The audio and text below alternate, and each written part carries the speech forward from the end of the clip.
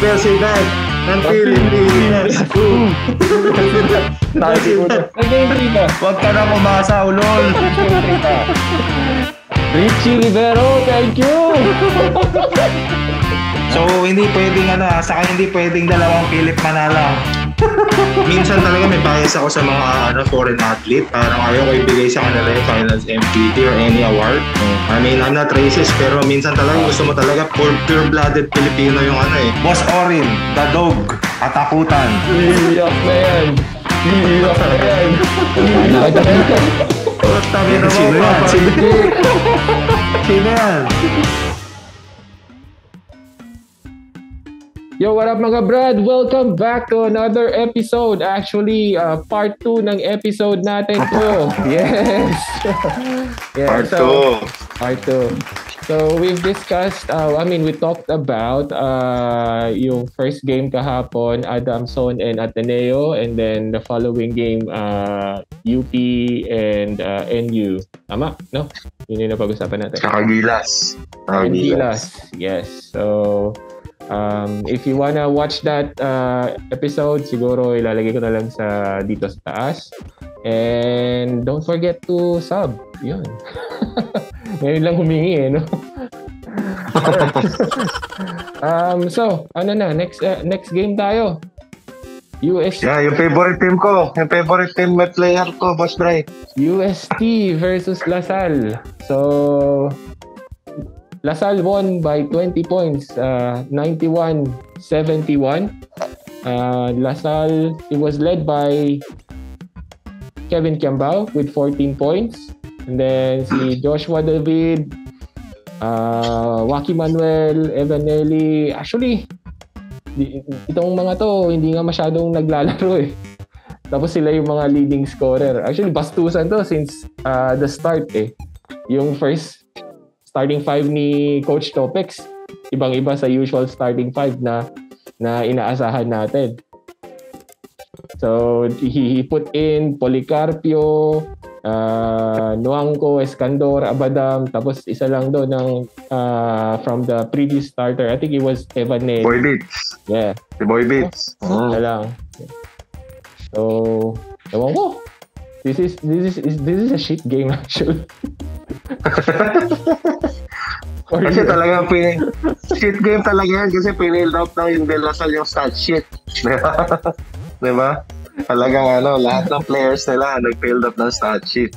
The problem with UST Boss Bro, ito i-re-relto ko na si Idol Baga, hindi to slander, hindi to kung ano mang anything negative lang.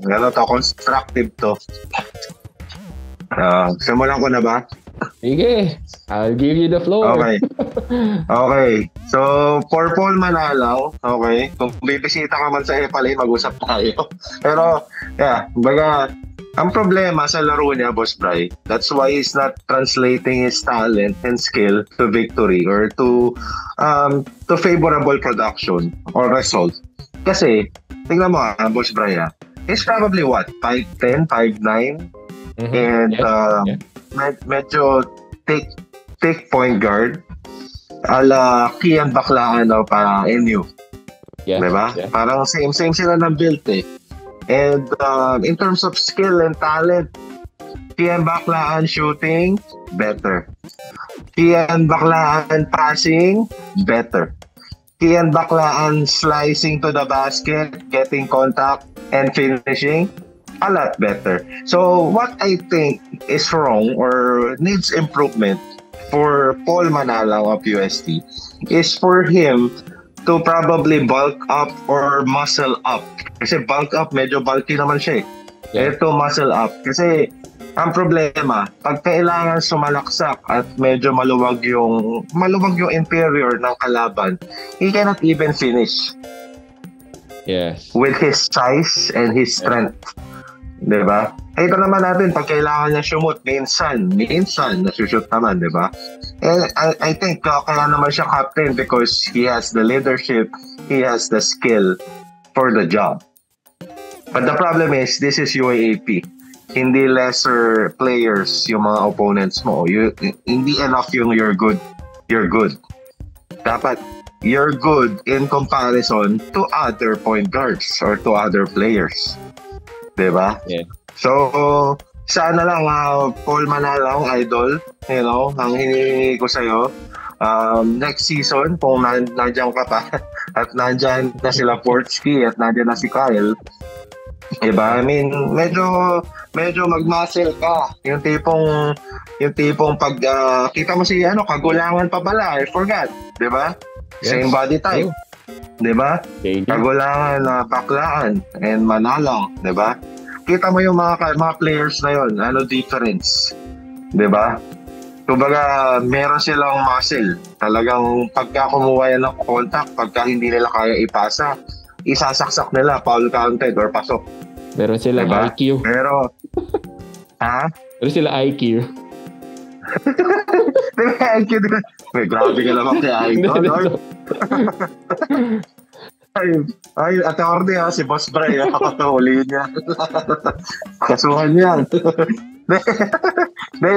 Yun nga.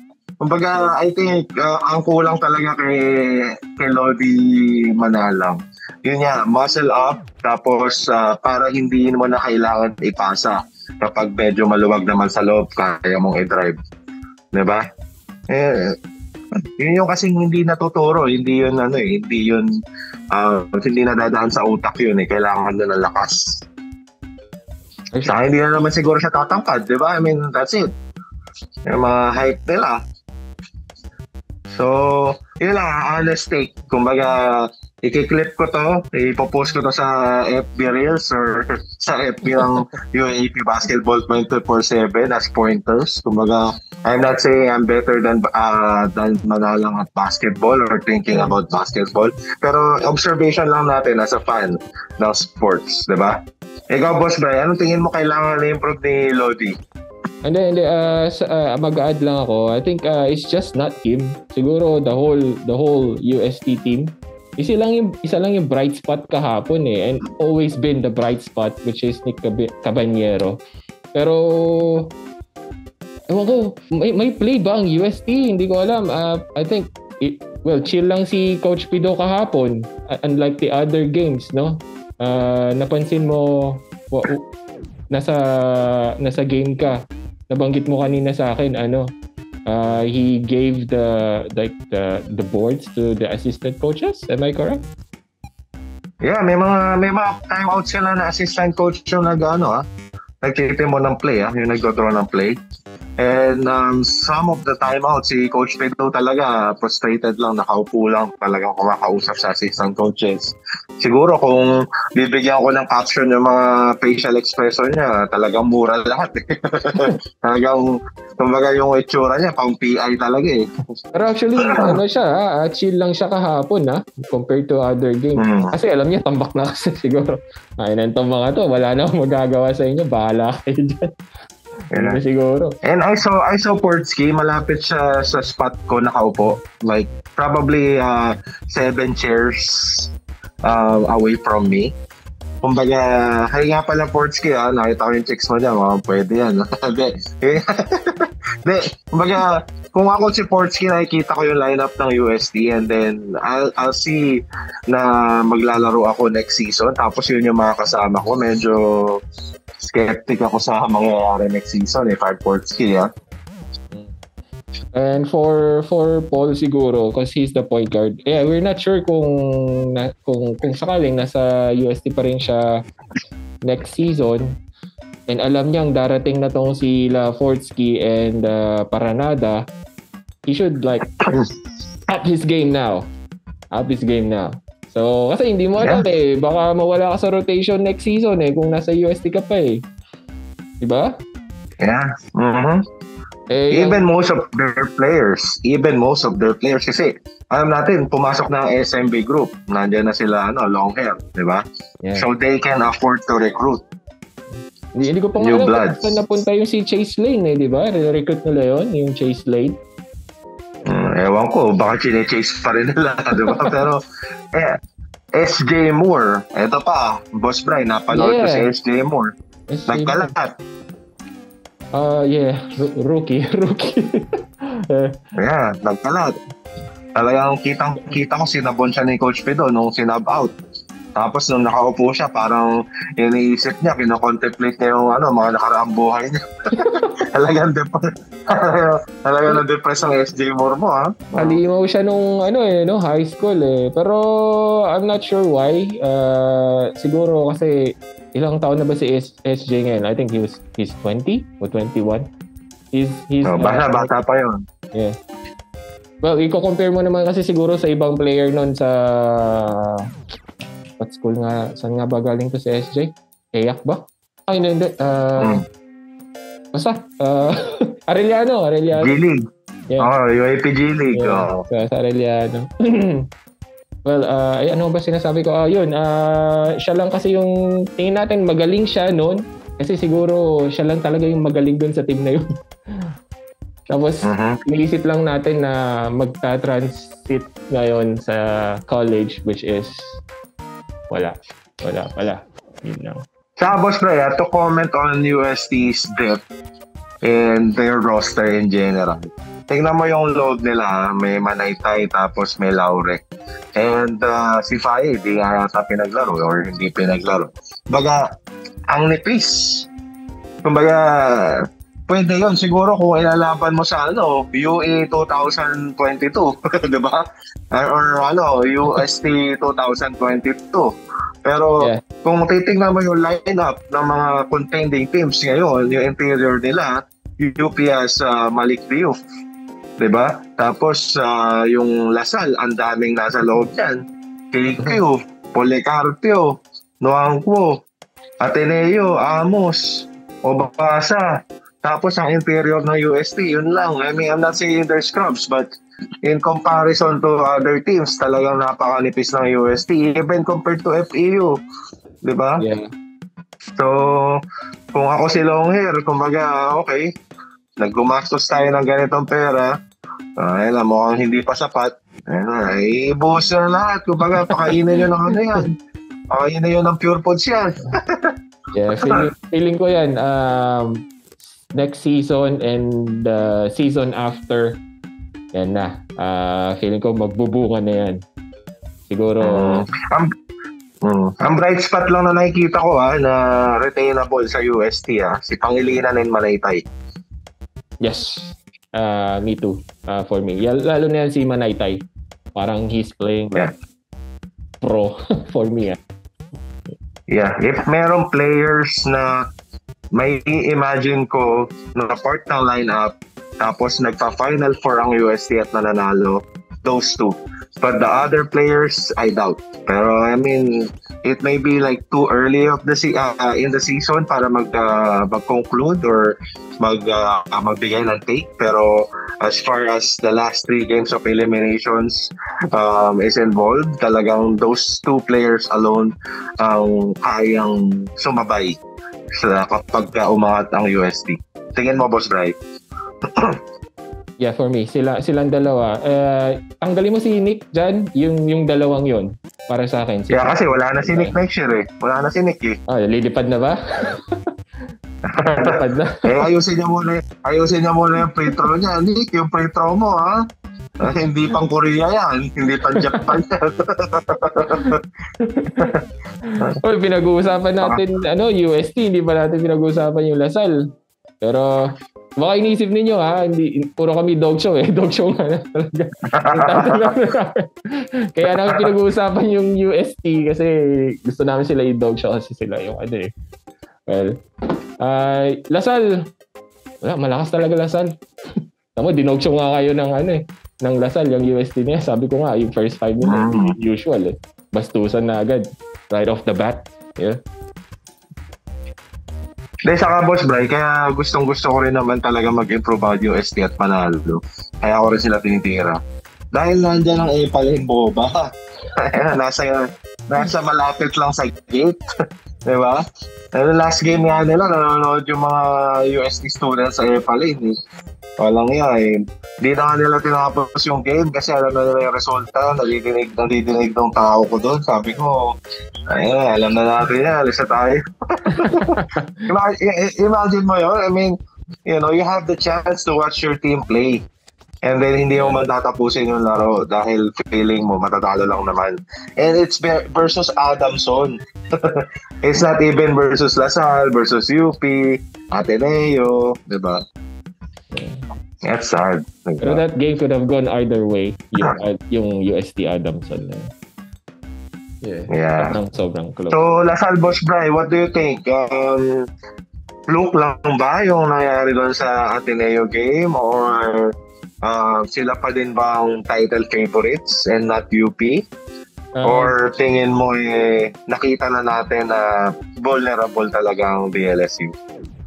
Hindi ko rin sabing vulnerable ang DLSU. Look at the lineup. Sabi ko nga, less yung minutes na nilaro ng mga usual starters. So, I still think that Lasal will be one of the top contenders. Championship favorite team pa rin sila versus versus UP. Kasi andyan yung mga yung mga players from last season Yung main guys mo nandyan pa rin. So I still stick with TLSU as the best team this season. Ay, ikaw ba? Yeah, sa tingin ko, Boss Bri, deep into the elimination round, around the second round, mas lalaki yung role ni Ben Phillips saka ni Michael. Yung magkapatid na Phillips. Yeah. As of right now, medyo spread out yung minutes nila. Saka hindi sila medyo consistent sa rotation. Kasi masyadong binababad si Policarpio saka si KQ. Pero at the end of probably round 1 or as early as midway ng round 1 ng elimination, makikita na ni Coach Topek yung pinakamalakas ng lineup. And I think Ben Phillips should lead the second unit. Michael Phillips should lead the first unit. The way I see it, kung magcha-champion ng Lasal, Michael Phillips should be a double-double guy consistently at siya talaga yung dapat maging puso ng nila, offense at depensa other than Boy Beats. Kasi kung si KQ, medyo medyo sa labas kayo magre-rely. Kasi medyo mahilig siya talaga mag-stress di ba? Yeah. Gusto niya talaga yung 3 points, jump shot. Yeah. Tsaka passing skills. Lahat ng pasa ata kahapon ni KQ no look No look no? So, kung doon ka magre-rely, kung yun ang first option mo, medyo inconsistent yun. Kasi kahit gaano ka shooter, may mga off night. Diba? Yes. Pero yung ferocity ng rebounding at yung dominance sa loob ni Michael Phillips, kung doon ka magre-rely, night in, night out, makakasahan mo yun. So, I think, as a fan, I'm not saying I'm better than Coach Topics or, we're a better basketball mind than anybody in Lasal. Pero sa nakikita ko at sa na-observe ko, yun yung recipe for success until the end ng De La Salle. It's Michael Phillips and Ben Phillips dominating the glass and defensively and offensively. Alright, next game, Boss Bri, mukhang ito yung pinaka-mabompang laro at sumasabog na laro dun sa second half ng mga laro kahapon. Yung isang team na nagpakain na naman sa atin ng Chowking. So, UE versus FEU. UE won the game 65-58. So, UE's hero here was Gerard Wilson with 15 points and Precious Moe 15 points and 17 rebounds. Kung hinahanap niyo si Remogat, 8 points lang si Ray Remogat. Na-check kahapon si Ray, no? Actually, yun nga, sabi ko, mukhang nasa inang Nike si Remogat, check na check. Hinahanap ko ng first half Talagang ang instruction ni Coach Denok kila Torres at kila LJ at Alporque talagang i-check si Remogat hindi nakaporma first half. 1 point yata first half. Yung first field goal niya, I think it came sa third quarter na yung first field goal ni Remogat Yeah. At kung gaano siya ka-check or na-check, gano'n naman yung init nung kabila ni LJ na nagkalat ng previous 2 games. Yeah. LJ Gonzalez, by the way, 16 points. And Mo Fati, 12 points. And then si Bautista, 11 points. Yun. Cholo Nuevo, 6 points sa mga Pero Boss Bray, ha? Yeah. Boss Bray, ha? Medyo, medyo kabado na ako dyan sa UE side kasi si Remogat yung heart and soul nila dapat Tapos nagkalat, di ba? First half. Yung onting glimpse of hope ko na makakahabol sila, sobrang alat ni Cyrus Torres sa kabila. Oo. Shooting-wise, wala talaga. Yeah. Sobrang alat ni Cyrus Torres. Tapos, si Juni Boy. si Juni Boy. Oo, yung mas poging Juni Boy na naligo ng pabango. Medyo hindi pabango laro. Ang lakas ng nung mga tira ni Cholo, no? Yeah, medyo siguro sobrang lakas ng tira niya. Siguro kagabi walang ginawa to sa bago matulog. Sobrang lakas na kahapon.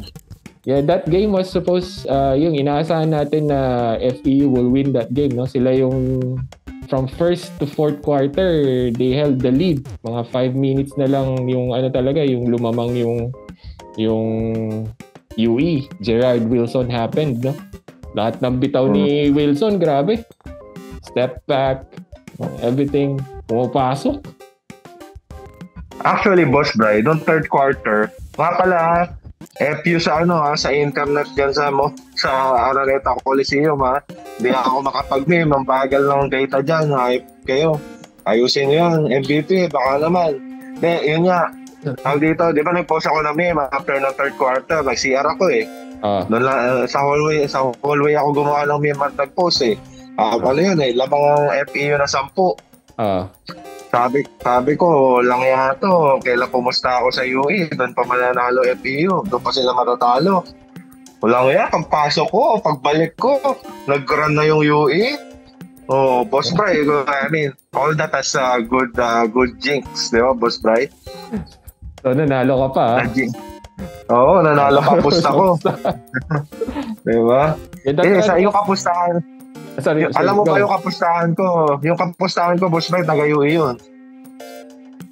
So, pumusta mo siya sa FEU? Ganun kalupit. Ganon ka walang tiwala mga warrior sa team nila, di ba? Imagine mo, taga-UE yung animal na yun. Hey, TJ, mo, pasalamat ka, gumawa si LJ, kundi may utang ka sa akin. Pero yun nga, props pala kay TJ sa Leandro, mga yan. Mga EPA laners yan, lagi sa EPA lane na bumibili. Yun nga, pumusta sa UE, taga-UE, hayo? Kumusta sa FEU, kamo? Oo, pumusta sa FEU, taga-UE. Ayun nga. Pwede tuwang-tuwa na siya noon. First half, pinapakita niya sa akin score. Chef, alam niya, naamoy ko na tagumpay. Yun. Ayun, sabi ko, sige. Ang nasa utak ko naman, Boss Bray, gusto ko rin matalo sa pustahan Dahil? Nakita ko yung mga UE fans sa likod ko. Ang dami. Ang iingay. Sobrang dami ba? Napuno ang ng Araneta? Okay. Kung ire-ratio ko ang UE fan versus FEU fan during that FEU-UE game, Battle of the East, siguro less than 10% ang dami ng FEU compared sa UE crowd. Wow. This is probably the most enthusiastic UE crowd since Paul Lee era. Diba? Ano pa to kasama pa to dun sa isasama ko na yung Sumang Mami era. This is ito na siguro yung pinakabuhay na UE crowd na napanood ko. Props sa mga taga-UE nabuhay ulit yung basketball fandom nila. There was a 22-0 run. So buhay na buhay sila nung run na yon, man. Oo, buhay na buhay. Ang ingay, Boss Bray, talagang sabi ko, may ganito pala UE. Nasaan to mga to last year? Diba? Hindi sila proud. Oo. Diba? Boss Bray, i-relto ko lang. Kaya ako tinitira UE. Kasi basketball university talaga yung University of the East they're second in championship count and yung AP history. Together with UST, right? Yes. Yung UE. Yes. Tapos, correct. Tapos, most of our legends in Philippine basketball came from UE. Jawo. Kay Dick. Diba? Jericho Diniera. Yeah. Paul Lee. James Yap. Diba? Alam mo yun? Yeah.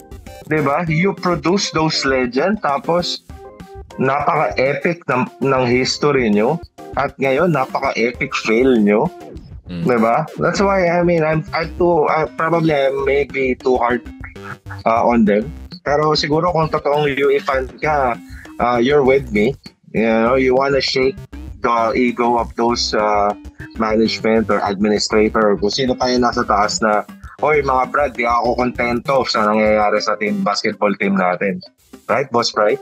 Yeah. But not now, though. But not now. Feeling ko malakas ang di ba, malaking expectation mo sa UE this season eh. You put them as a Final Four contender, di ba? Yeah. I mean, kung marirealize nila yung potential nila sa Wilson, Fikes, Cruz Dumont, Remogat, tapos second best import so far ng liga, Momo Way. I mean, yeah. I mean, you paano mo yun? Go ahead, sorry. Yeah, paano? Paano mo yun may isip na that's not a Final Four contender? You know?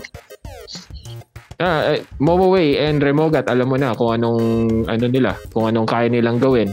And then we saw Gerard Wilson yesterday, like what he can do. So inaantay na lang natin yung iba dyan. Pero si Jack Cruz Dumont, we know what he can do as well. He's a good player. Yung the rest na lang. Sila Fikes, hindi pa natin yan nakikita. Paano pag lahat yan sabay-sabay nag-boom, then hindi bubomba na UE yan, di ba? Boss Bry, so sa mga nangyari the past 3 games of elimination, tawag dito, anong tingin mo sa FEU at UST? Who's the better team? Or sino mas doon? Sino mas angat? For me, mas angat ang FEU para sa akin. The reason why I said that, ako nga nilagay ko pa nga sila sa 5th di ba? Sa prediction ko. Kaya reason ko din doon is andun kasi sila lahat ng players, yung sila LJ, Sleep, Torres, sino pa ba? Nuevo, they were there. Uniboy. Yeah, they were there last year, the other year. So ibig sabihin, meron na silang chemistry. So mga kuya na yan, ng mga bago dyan. I-compare mo yan sa UST. They have like just Cabanero and then the rest are new as well. Sabihin natin, parehas naman silang Hindi mo naman binanggit si Idol. Kau naman, Cabanero ka ng Cabanero. Si Idol, di mo binabanggit.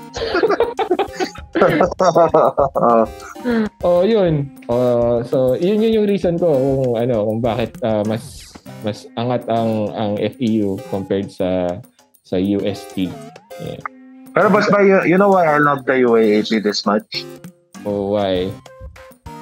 Kasi tignan mo Adamson, pinahirapan ng UST. Yeah? Diba? Yes. Tapos, yung UST, tinambakan ng tumalo sa nagpahirap sa Adamson ba yun? Basta yun. Kumbaga, ang gulo no? Pero, di ba, imagine mo natalo ng Adamson ng Ateneo. Oo. Di ba? Tapos kahapon, tinambakan ng Lasal ang UST. Oo. Di ba? Tapos yung Lasal, tinalo ng Ateneo. Yeah, gets ko na. So, yeah. Gets ko na. Sinasabi di ba? Kumbaga, diba? Halos kayang talunin ng bawat isa't isa Despite the talent discrepancy, despite the recruitment issues, diba? Mas loaded si ganito. Pero pwede makabulag yung mga lesser teams Yeah, true. Diba? Kumbaga, go ahead. Especially itong what they call this, UE. I don't know, lesser team pero iba na kasi sila ngayon for me. I still put them as the lesser team kasi ito pa lang yung natatalo kasi nila UST tsaka FEU they are at the bottom of the standings. So, let's wait muna. Makakabulag yan, for sure. You versus you. Or Lasal. Let's see. Maybe they can get one game. Saka Boss Bray, itong FAU, kung titingnan ko yung mga nasa bench nila at sumusuporta sa kanila na mga matatanda, kung bubuo ako ng lineup doon, mas malakas sa lineup nila sa court eh. Kung maglalaro yung mga gurang sa bench ng FAU, kakalabanin yung starting five nila or yung mga current players nila, baka manalo pa yun eh. Diba? Sila, laging nanonood si RR. Kagabi, nandiyan pa si Baroka, nanonood. Kala ko sila Barrientos tinutukoy mo. Ayun yan, nanonood yung mga yun. Tapos si Johnny A, nasa bench. Mark Isip, nasa bench. Victor Pablo, nasa bench. Coach nila, Coach Denok. Walang yung... Kumbaga, ewan ko sa inyo, FAU, yung 20 nyo mukhang... pero Boss Bray, masasabi ko lang, mauunang maging 21 ang championship ng FAU kaysa maging 20 ang bigas. Yun lang ang sure ko. Yung mga troll ng gobyerno sa social media, minsan naliligaw kayo sa page namin. Ina nyo. Wag nyo ikalat na maganda ekonomiya ng bansa ngayon. Punyeta kayo. Papamura ako eh. May naligaw kasi sa isa sa comment section eh. Relax. Yung ano sabi? Yung bagong gawa profile. Tapos gumawa ako ng meme about nung ginamit yung picture si Vice President eh. Tapos talagang may lumitaw na bagong gawang profile na dinedebunk yung yung meme ko. Sabi ko, eto na nga mga bayaran. Diba? Ang dami talagang bayaran online sa social media kasi hinahalagaan nila yung narrative na may ginagawa gobyerno, maganda ekonomiya, yung sitwasyon sa bigas, temporary lang. Tapos na ako dyan. Next games on Wednesday, Boss Bray. So before we end this, meron na lang tayong konting oras here. So games on Wednesday, mabilisan na lang to for just a prediction. Ikaw, nakailang mali ka na ba? Oy, isa lang mali ko kahapon. First game lang. Okay. First game lang mali ko kahapon. First game next Wednesday in 4 days. UP versus FEU. First game. Then ko dyan, UP. UP tayo dyan. And then Ateneo versus UE for the second game. Ito. UE ako dyan. Ateneo ako dyan. Ateneo. Okay. UST versus NU. Alam mo na. NU ako dyan. DLSU versus Adamson. Ano to? Makakabulag ba Adamson neto? Hindi, chamba lang yan. Lasal ako dyan. Okay malinaw yung pick namin ni Boss Bray. Nagkatalo lang kami sa UE Ateneo.